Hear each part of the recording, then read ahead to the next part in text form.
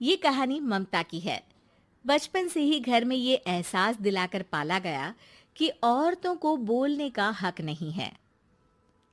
अरे ममता, जरा जल्दी जल्दी हाथ चलाओ। रोज ऑफिस में देर पहुंचता हूँ तुम्हारे कारण। लेकिन आपका सारा खाना पैक और तैयार भी है। अरे जबान जितनी चलाती हो उतना अगर हाथ चलाती ना तो शायद घर को अच्छे से मैनेज कर पाती। क्या मतलब है? क्या नहीं मिला आपको? मोजे मोजे कौन देगा? ममता भागकर पति को मोजे देती है। वो हर किसी का ख्याल रखती, लेकिन उसके घर में रोज का रोना लगा रहता। अरे माँ, आज स्कूल में टीचर ने मुझे फीस के लिए डांटा। माँ, मुझे अच्छा नहीं लगता कि स्कूल में फीस के पैसों के लिए मुझे कोई भी बात सुनाए। अरे पर बेटा, ये तो पापा करते हैं ना, सारा ऑनलाइन। मुझे तो इसकी जानकारी भी नहीं है। हाँ हाँ, बना लो बच्चों के सामने मुझे बुरा। अरे करता तो मैं ही हूँ, माना, लेकिन मुझे कोई सपना थोड़ी ना आएगा कि बच्चों की फीस जमा करनी है। अरे बताओगी तो तुम ही ना। ममता की अब ये आदत में शुमार हो चुका था। वो हमेशा हर बात के लिए खुद को ही दोषी मानती। एक दिन वो पड़ोस की दोस्त से कहती है, समझ नहीं आता यार, मैं इतनी डम कैसे हो सकती हूँ। बात तो सही भी है ना। अब पति बेचारा नौकरी करे, पैसे कमाए, या फिर ये देखे कि बच्चों की फीस का वक्त है। क्या करूँ यार। पता नहीं, मेरे पति तो सारा काम खुद ही करते हैं।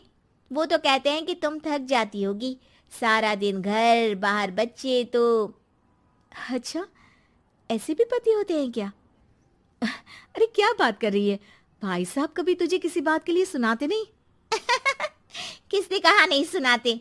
अरे ये पति चीज ही ऐसी होती है कि बिना पत्नी को सुनाए उन्हें चैन की नींद कहाँ आती है। तो तू भी परेशान रहती होगी कि कैसे, क्या, कब भूल गई। अरे वो तो मुझे बस इस बात के लिए ताना देते हैं कि मैं वक्त पर खाना क्यों नहीं खाती या पार्लर जाकर अपनी साज सज्जा क्यों नहीं करवाती। पड़ोसन बोल ही रही होती है कि ममता के बेटे की आवाज आती है। अरे माँ, क्या हो गया? लग नहीं रहा कि आज आप मुझे पानी भी देगी। अरे कब से खाने के लिए वेट कर रहा हूँ। अरे यार, मैं चलती हूँ। बेटा खाने के लिए वेट कर रहा है, मैंने उसे खाना भी नहीं दिया। अरे 12वीं में पहुंच चुका है तुम्हारा बेटा, उसे बोलो खुद पानी लिया करे। मैंने तो अपने बच्चों को काम करना सिखाया है। अरे यार, खुद की भी तो कोई लाइफ है। माना जब नहीं कर सकते थे तो किया, लेकिन अब इतने बड़े बच्चों की हर बात मानेंगे तो मुश्किल तो अपने को ही होगी। ममता को पड़ोसन की बात में दम तो लगता है, लेकिन करे क्या, आदत भी तो खुद ही ने डाली थी। ममता घर जाती है कि तभी बेटी आ जाती है। माँ, परसों मुझे एक शादी में जाना है। तेरी वो जो लाल वाली साड़ी है ना, उसे दे देना। मैं आज जाकर टेलर को दे दूंगी, वो उस साड़ी से सूट बना देगा। अरे नहीं नहीं तारा, वो मेरी माँ ने मुझे दी थी और उस साड़ी से मेरी काफ़ी भावनाएं जुड़ी हैं। तुमको ना मैं दूसरी साड़ी दे दूंगी। ओके, कोई बात नहीं, लेकिन आज दे ही देना पक्का। तारा माँ की साड़ी से सूट बनवाकर पार्टी में जाती है, लेकिन जब वो पार्टी से लौटती है, क्या है, मैं तो समझ ही नहीं पा रही हूँ।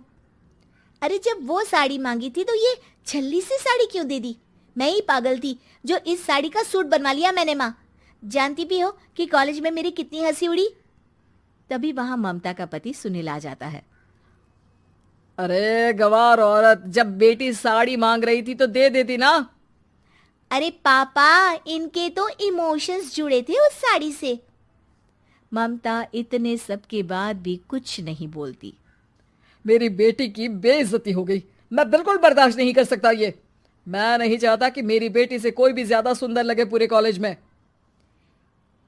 जी, वो पढ़ने में तारा बिल्कुल अच्छी नहीं है, उसकी पढ़ाई पर आप ध्यान दीजिए ना। अच्छा, अब तुम मुझे बताओगी कि मुझे किस पर ध्यान देना और किस पर नहीं। रमेश जैसा ही ये वाक्य पूरा करता है, ममता की बेटी और पति उस पर जोर जोर से हंसते हैं। अरे ठीक है ना, पता ही नहीं चला कि कैसे वक्त इतना बीत गया। अरे कैसे पता चलेगा माँ, हम लोगों के पीछे जो तू बैताल की तरह चिपकी रहती थी, तुझे कैसे वक्त का पता चलता। ममता को पहले सास ससुर, फिर पति और बच्चों की तरफ से इस तरीके की बातें सुनकर उसका मन बहुत दुखी रहता था। एक दिन, सुनो ना, बहुत दिनों से कमर के नीचे बहुत दर्द रहता है। कल मैंने देखा तो एक फोड़ा था।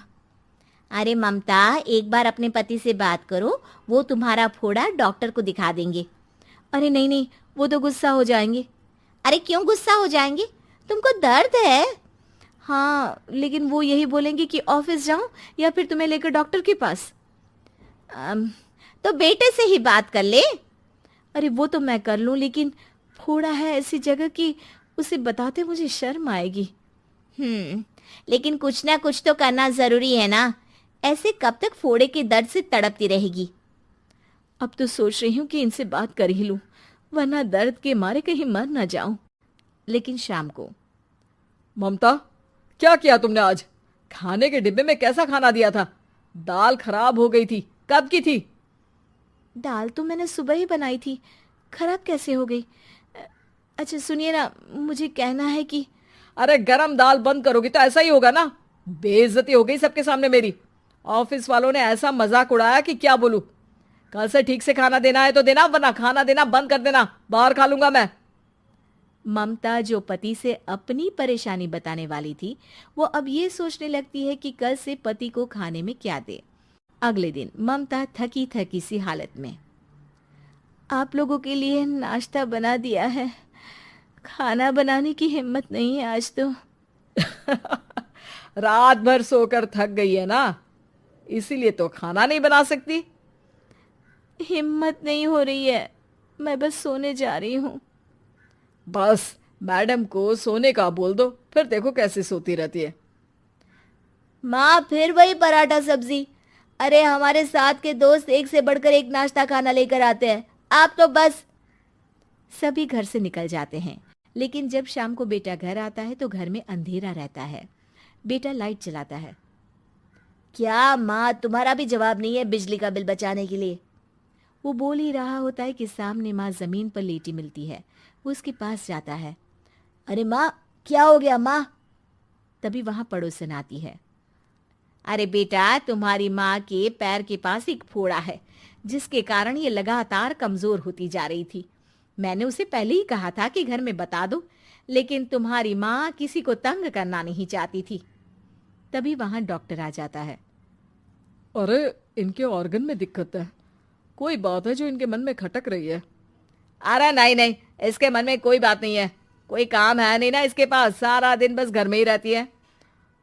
देखिए, मैं तो ये नहीं जानता, लेकिन हाँ, इनके मन में हमेशा कोई बात रह जाती होगी, इसलिए उनकी ये हालत है। अगर आप समय से नहीं ले आते तो हो सकता था कि। अरे नहीं नहीं डॉक्टर साहब, हम पूरी कोशिश करेंगे कि वो ठीक हो जाए। हम लोगों ने अपनी ही परेशानी माँ के सामने रखी, लेकिन किसी ने माँ की दिक्कत को जानने की कोशिश तक नहीं की।